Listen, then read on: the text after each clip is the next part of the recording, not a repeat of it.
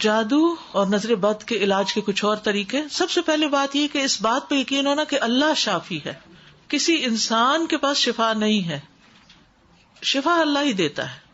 یہ الگ بات ہے کہ بعض اوقات 500 mg چاہیے ہوتی ہے اور بعض اوقات زیادہ چاہیے ہوتی ہے, 600 چاہیے ہوتی ہے, تو وہ کمی بیشی تو ہوتی ہے اثر انداز ہونے میں, لیکن شفا بہرحال اللہ ہی دیتا ہے. حضرت ابراہیم علیہ السلام نے کیا کہا تھا, وَإِذَا مَرِضْتُ فَهُوَ يَشْفِينِ, جب میں بیمار ہوتا ہوں تو وہ مجھے شفا دیتا ہے. وہی طبیب ہے, یعنی طبیب بھی اللہ ہی ہے.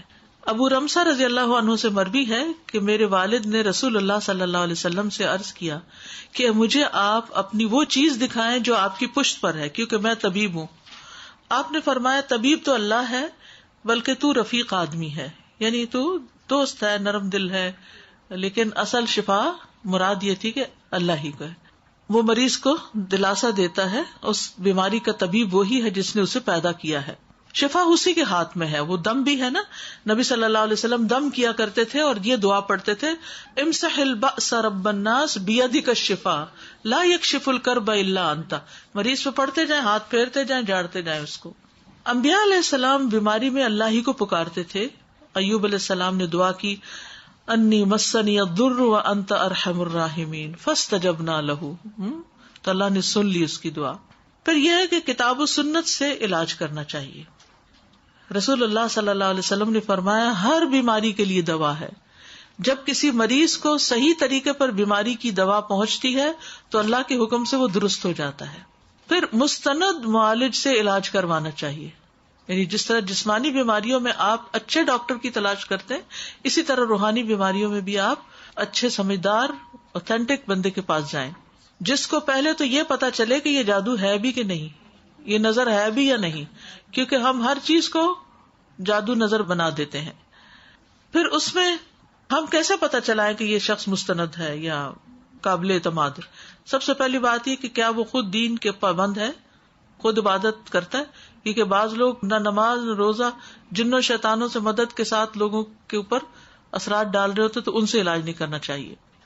پھر اسی طرح کے مریض کے اندر یقین پیدا کرے, وہ یہ نہ کہے ہو سکتا ہے آپ ٹھیک ہو جائیں, ہو سکتا نہ ہو, یہ نہ کہے, یعنی اس کے اندر بھی کانفیڈینس ہو کہ اللہ کے ذکر میں شفا ہے, اور مریض کو بھی دلائے کہ انشاءاللہ آپ ٹھیک ہو جائیں گے.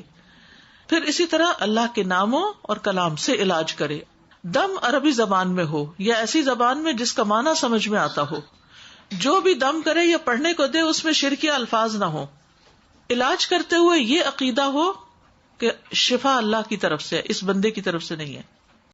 غیر مستند معالج سے بچنا چاہیے. وہ کون ہوتے ہیں؟ جو مریض سے ماں کا نام پوچھے, اس کے کپڑے منگوائے, کوئی جانور طلب کرے اور اسے بسم اللہ پڑھے بغیر ذبح کرے, اس کا خون مریض کے جسم پہ ملے اور جانور کو غیر آباد جگہ پہ پھینکوائے. یہ آپ کی کتاب میں بھی چیزیں موجود ہیں. ایسے منتر پڑھے جو کسی کی سمجھ میں نہ آئے, غیر مستند. مریض کو ایسا تعویذ جس میں مربع شکل کی ڈبے بنے ہوں, ان ڈبوں میں چند حروف یا نمبر لکھے ہوں, لٹکانے یا پینے کو دے تو اس سے بچے. پکی ہوئی مٹی کی پلیٹ میں چند حروف لکھ دے اور کہے کہ اس کا پانی پیئے, لیکن اگر وہ آیات لکھ رہا ہے تو پی سکتے ہیں, فرق ہے اس میں, ٹھیک ہے. حروف رینڈم لکھے ہوئے ادھر ادھر کے پتہ نہیں ملا کے کیا بنا رہے ہیں ان کو, وہ نہیں پیئے. اگر آیت لکھی ہے, سورۃ فاتحہ لکھی ہے, کچھ اور آیتیں لکھی ہیں. پھر اسی طرح مریض کو ایسا حکم دے کہ وہ لوگوں سے الگ تھلگ ہو کر ایک مدت تک کسی ایسے کمرے میں چلا جائے جہاں سورج کی روشنی نہ ہو, یا اسی قسم کے کچھ ٹوٹکے بتائے. یا مریض سے کہے کہ پانی کو ہاتھ نہ لگائے, کیونکہ شیاطین جو ہیں وہ طہارت کو پسند نہیں کرتے, تو شیطانوں سے علاج کروانے کے لیے پھر یہ کرتے ہیں. کچھ چیزیں زمین میں دفن کرنے کے لیے دے, کچھ ایسے کاغذ دے جنہیں جلا کر ان کے دھوئیں سے دھونی لینی ہو, یعنی کہتے ہیں نا جلاؤ اس کو اور اس کا دھواں لو, وہ بھی نہ ہو. پھر رقیہ علاج ہے. رقیہ کی 3 شرائط ہیں. رقیہ کے الفاظ شریعت کے مطابق ہوں, شرکیہ الفاظ نہ ہو. رسول اللہ صلی اللہ علیہ وسلم نے فرمایا لا بأس بالرقى ما لم يكن فيه شرک, اس دم میں کوئی حرج نہیں جس میں شرک نہ ہو. ابھی بہن کا سوال تھا نا کہ بعض اوقات کچھ مسنون دعائیں نہیں ہوتی, کوئی اور چیز لکھ دیتے ہیں, اگر اس میں شرک نہیں ہے تو وہ پڑھ سکتے ہیں وہ دعا. عربی زبان یہ سمجھ میں آنے والی زبان ہو. اور تیسرا یہ کہ رقیہ کرتے وقت بھروسہ اللہ کی ذات پر ہو,